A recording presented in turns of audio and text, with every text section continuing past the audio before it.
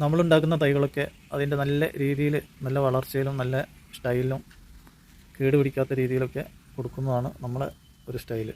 അത് പെട്ടെന്ന് 1 വർഷം കൊണ്ട് 1.5 വർഷം കൊണ്ട് കായ പിടിക്കുന്ന രീതിയിലുള്ള വിശ്വാസയോഗ്യമായിട്ടുള്ള തൈകൾ നല്ല വൃത്തിയിലൊക്കെ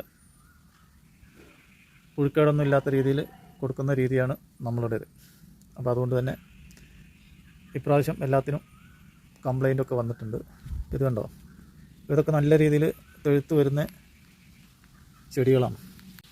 ഈ ചെടികൾക്കൊക്കെ നീര് ഊറ്റി കുടിക്കുന്ന ഒരു തരം കീടങ്ങളുണ്ട്. ആ കീടങ്ങളാണ് ഇപ്പോൾ ഇവിടെ ബാധിച്ചിട്ടുള്ളത്. അത് ഇതിൻ്റെ തളിരിൽ തന്നെ വന്നതാണ്. അപ്പോൾ നമുക്ക് ചെയ്യാൻ പറ്റാത്ത രീതി ആയതുകൊണ്ട് നമ്മൾ വിട്ടു നിന്നതായിരുന്നു. അപ്പോൾ അതുകൊണ്ട് തന്നെ അതിൻ്റേതായിട്ടുള്ള കേടുകളൊക്കെ വന്നിട്ടുണ്ട്. അപ്പോൾ ഇങ്ങനെയുള്ള കേടുകളൊക്കെ വന്നാൽ എന്ത് ചെയ്യണം എന്നും കൂടിയാണ് നമ്മളിവിടെ പറയുന്നത്. നിങ്ങൾക്കറിയാത്തവരാണല്ലേ. ഇത് കണ്ടോ, ഒരു തരം കറുത്ത പറക്കുന്നൊരു സൈസാണ് നീരൂറ്റി കുടിക്കുന്നത്. നമ്മൾ കഴിഞ്ഞ പ്രാവശ്യം പറഞ്ഞ പോലെ മീലി ബാഗ് പോലുള്ള സാധനമല്ല, ഇത് വേറൊന്നാണ്.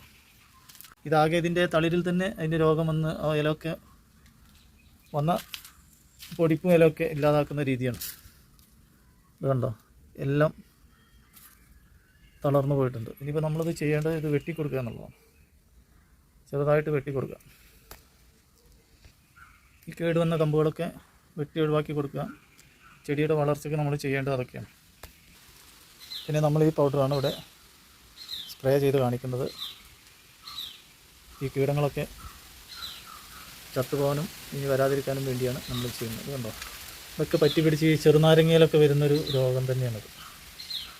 അതുകൊണ്ടോ കൂടുതലായിട്ട് ഇങ്ങനെ പറ്റി പിടിച്ചിട്ട് വളരെ ദയനീയമായിട്ടുള്ള അവസ്ഥ തന്നെയാണ്. ഈ സ്പൂണിൽ 1 സ്പൂണ് പൗഡർ എടുക്കുക.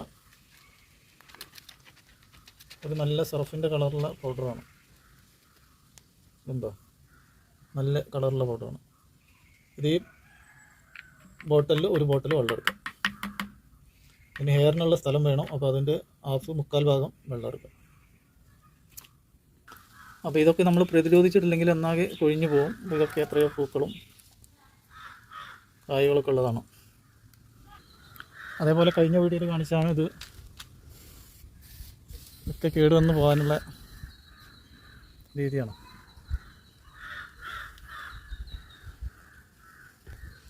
അപ്പോൾ ഈ കീടങ്ങളൊക്കെ വന്ന് പെട്ട് കഴിഞ്ഞാൽ ചെടിയുടെ വളർച്ചയൊക്കെ വല്ലാതെ ബാധിക്കും. വളർച്ചയ്ക്ക് അന്ന് നമ്മളെ കുറേയൊക്കെ വരുതി കളഞ്ഞ് ചെടിയെ കുറേയൊക്കെ രക്ഷപ്പെടുത്തി. അപ്പോൾ അതുകൊണ്ടാണ് ഇപ്പോൾ തന്നെ ഇങ്ങനെ തളിർത്ത് വന്നിട്ടുള്ളത്. അന്നത്തെ ആ ഉണങ്ങിയ ഇലകളൊക്കെയാണിത്. അപ്പോൾ ഒരു ചെടിയുടെ വളർച്ചയ്ക്ക് നമ്മൾ എന്തൊക്കെയാണ് ചെയ്യേണ്ടതെന്ന് ചോദിച്ചാൽ ആദ്യം ചെയ്യേണ്ടത് നമ്മൾ അതിൻ്റെ കീടങ്ങളെ നശിപ്പിക്കുകയാണ് വേണ്ടത്. അപ്പോൾ കീടനാശിനി നമ്മൾ പ്രയോഗിച്ച് കഴിഞ്ഞ് അപ്പോൾ ഇനി നമ്മൾ ചെയ്യേണ്ടത് നാളെയായിട്ട് ഇതിൻ്റെയൊക്കെ കേടുവന്ന ശിഖരങ്ങൾ മുഴുവൻ വെട്ടിക്കൊടുക്കുക.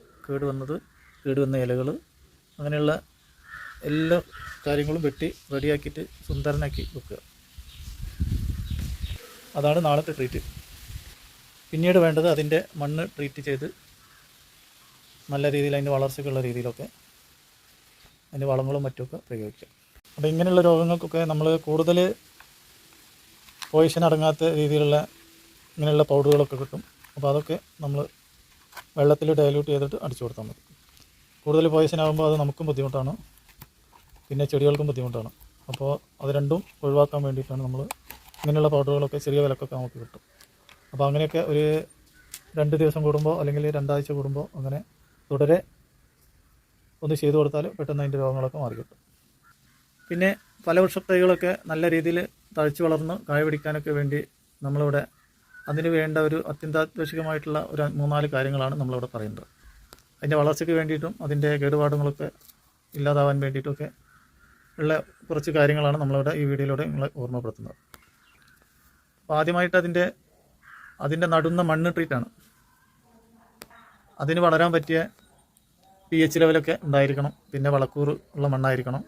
അത് നമ്മുടെ രീതിയിൽ നമുക്കറിയാവുന്ന രീതിയിലൊക്കെ നമുക്ക് ചെയ്തു നോക്കാം. അതല്ലെങ്കിൽ അടുത്ത കൃഷിഭവനിലൊക്കെ സമീപിച്ചാൽ അവരെന്തൊക്കെയാണ് ചെയ്യേണ്ടതെന്ന് അവർ പറഞ്ഞുതരും. പിന്നീട് അതിന് വേണ്ടത് നല്ല സൂര്യപ്രകാശമാണ്. അപ്പോൾ എല്ലാ ചെടിക്കും സൂര്യപ്രകാശം വേണമെന്ന് പറ്റില്ല. എന്നാൽ സൂര്യപ്രകാശം വേണ്ട ചെടികളാണ് അധികവും.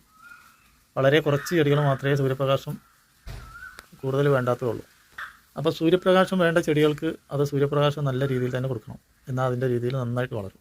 വളർച്ച മാത്രമല്ല അതിൻ്റെ പൂടലും കായ പിടിക്കലും ഒക്കെ ഇതിലൂടെ തന്നെ നടന്നു പോകും. പിന്നെ അതിന് വേണ്ടത് കൃത്യമായ ജലസേചനമാണ്. എന്താണെന്ന് വെച്ചാൽ നമ്മൾ ചട്ടിയിലൊക്കെ ആണെന്നുണ്ടെങ്കിൽ അത് 2 നേരം തന്നെ ശരിക്കും നന്നായിട്ട് നനച്ചു കൊടുക്കേണ്ടി വരും. നിലത്താണെങ്കിൽ ഒരു ദിവസം ഒരു നേരമെങ്കിലും നനച്ചു കൊടുക്കണം. എന്നാൽ ഈർപ്പം കൂടാനും പാടില്ല. ചില പ്ലാന്റുകൾക്കൊക്കെ ഈർപ്പം കൂടി കഴിഞ്ഞാൽ നശിച്ചു പോകും. അപ്പോൾ ഒരു ചെടിക്ക് വളരാനുള്ള ഈർപ്പം അതിൻ്റെ ചുവട്ടിലുണ്ടോ എന്നുള്ളതൊക്കെ നമുക്ക് അതിൻ്റെ ചുവട് പരിശോധിച്ചാൽ തന്നെ നമുക്ക് മനസ്സിലാവും. അപ്പോൾ അതുപോലെയൊക്കെ നമ്മളതിന് ചെയ്തു കൊടുത്താൽ അതിൻ്റേതായിട്ടുള്ള നല്ല വളർച്ച ഉണ്ടാവും. പിന്നെ വേണ്ടത് അതിൻ്റെ കീടങ്ങളെ ശ്രദ്ധിക്കുക എന്നുള്ളതാണ്. കീടങ്ങളെ ശ്രദ്ധിച്ചിട്ടില്ലെങ്കിൽ കീടങ്ങൾ വന്ന് ചെടികൾ നമ്മൾ എന്ത് ചെയ്താലും എത്ര സൂര്യപ്രകാശം ഉണ്ടെങ്കിലും കീടങ്ങൾ അതിനെ ആക്രമിച്ചു തുടങ്ങിയാൽ പിന്നെ അതിൻ്റെ വളർച്ചയൊക്കെ മുരടിച്ച് ചെടി തന്നെ നഷ്ടപ്പെട്ടു പോകും. പിന്നെ നമ്മൾ ചെയ്യേണ്ട കീടബാധിതയൊക്കെ ഏറ്റിട്ടുള്ള അതിൻ്റെ കമ്പുകൾ, ഉണങ്ങിയ കമ്പുകളൊക്കെ കട്ട് ചെയ്ത് എപ്പോഴും ക്ലീനായിട്ട് വെക്കുക. കീടങ്ങൾ വരാതിരിക്കാനുള്ള രീതിയിൽ നമ്മൾ ചെയ്തു കൊടുക്കുക. അതേമാതിരി പ്രൂണിങ് ചെയ്യേണ്ട ചെടികൾക്ക് എപ്പോഴും നല്ല രീതിയിൽ പ്രൂണിങ് ചെയ്ത് കൊടുക്കുക. അപ്പോഴൊക്കെ നല്ല രീതിയിൽ പൂക്കളും കായകളൊക്കെ ആയിട്ട് പ്രൂണിങ്ങിലൂടെ തന്നെ ചെടികൾക്ക് പ്രത്യേകിച്ചുള്ള ഒരു കൂടുതലായിട്ടുള്ള വളർച്ചയൊക്കെ നമുക്ക് കാണാൻ കഴിയും. അപ്പോൾ ഇതൊക്കെയാണ് ഇന്നത്തെ പ്ലാന്റിൻ്റെ വളർച്ചയുമായിട്ടുള്ള പറയാനുള്ളത്.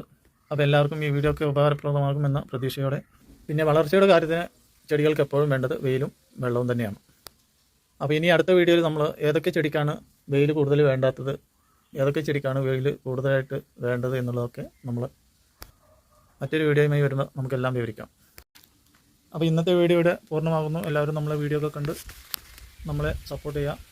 മറ്റൊരു വീഡിയോയുമായി വരുന്നവരെ എല്ലാവർക്കും ബൈ ബൈ.